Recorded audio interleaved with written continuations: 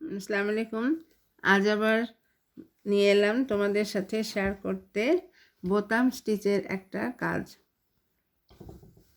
এখানে এই যে কাজটা আমি কেবল শুরু করেছি, এটা একটা বিছানার চাদরের পাশে করার একটা কাজ। এটা শাড়িতেও করা যেতে পারে। শাড়ির পাড়ে এরকম এভাবে আমরা যদি এইভাবে লম্বা আকারে সেট করি তাহলে এইভাবে করেও করা যেতে পারে।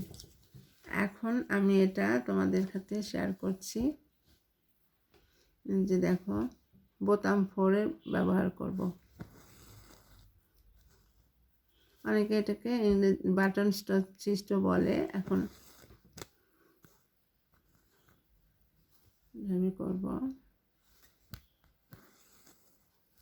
এখানে বাঁ হাত দিয়ে একটু ধরে রাখলে সুতাটা, তাহলে কাজটা করতে সুবিধা হয়।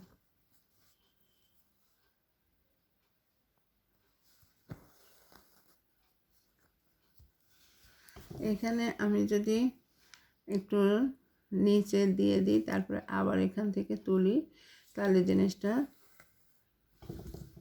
দেখতে সুন্দর হবে।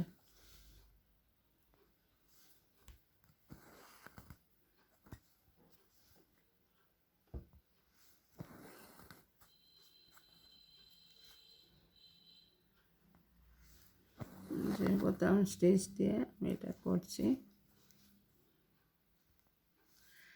ইচ্ছা করলে এখানে আমি অ্যাপ্লিকের কাজও করতে পারতাম। এই ডিজাইনটা অ্যাপ্লিক মানে কাপড় কেটে বসানো, সেটা কিন্তু এখানে এইভাবে পাতা কেটে তার উপরে যদি এইভাবে বোতাম স্টিচ দিয়ে করতাম সেভাবেও হতো। তো আমি সেটা করি নাই, এখন আমি এইভাবেই করছি।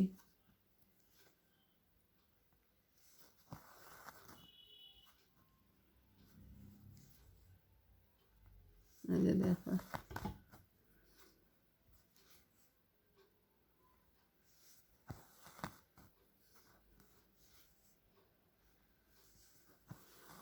এইভাবে আমার বোতাম স্টিচের কাজটা এগিয়ে যাবে। এখন দেখো, এই যে পাতাটা আমার কমপ্লিট হয়ে গেল। এখন আমি ফুলের পাপড়ির কিছু অংশ তোমাদের সাথে শেয়ার করব।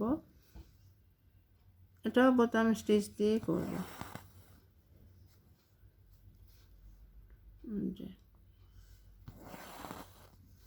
এইভাবে আঁকা অনুযায়ী ডিজাইনটা করে যাব।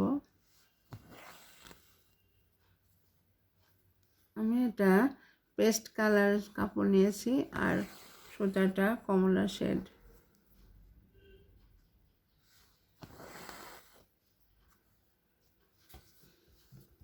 অনেক সময় মোবাইলের কারণে কালারটা একটু অন্যরকম আসে।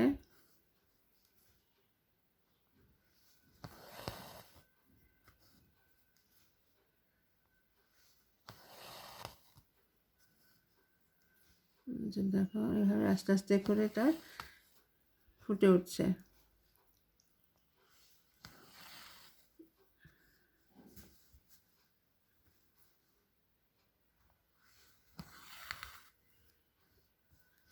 কাজটা কেবল আমি শুরু করেছি, তো এখন এটা একটু শেষ হতে সময় লাগবে।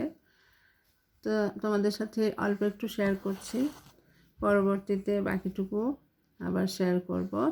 এখন আমি এটুকুই করলাম। অনেক অনেক ধন্যবাদ। আসসালামু আলাইকুম।